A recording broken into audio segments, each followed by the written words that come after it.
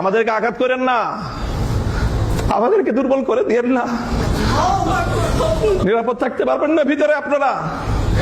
আমি তো বললাম আজকে দাঁড়ান, কে আছেন এই দাওয়াতুল মুসলিম গায়রুল মুসলিমিনের মধ্যে দায়ীদের পিছনে দাঁড়িয়ে রাষ্ট্রের বিরুদ্ধে লড়াই করার জন্য হিম্মত নিয়ে মাঠে নামবেন? কে আছেন? আসেন, আমরা আসবো। আমি ঘোষণা দিয়ে যাচ্ছি আপনাদের কাছে, এটা নিয়ে যদি সামনে আমাদেরকে আরো বড় কোনো পদক্ষেপ নিতে হয়, যদি সরকারের বিরুদ্ধে এটার জন্য রুখে দাঁড়াতে হয়, আমরা রুখে দাঁড়াবো ইনশাআল্লাহ। কাজে আমাদেরকে দুর্বল করে দিলে আখেরে আমরা সবাই ক্ষতিগ্রস্ত হব। আপনি মুনাজারা ইসলাম মুনাজারা করেন, আপনারা বাতিলের মোকাবেলায় দালায়েলের বহস করেন, আপনারা আপনাদের মতো করে বহস করে যান।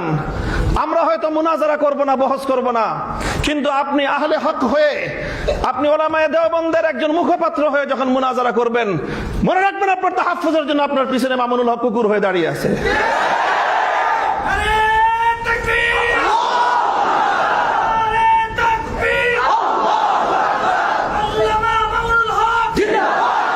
এটা হলো আমাদের রাজনীতি, এটা হলো আমাদের রাজনীতির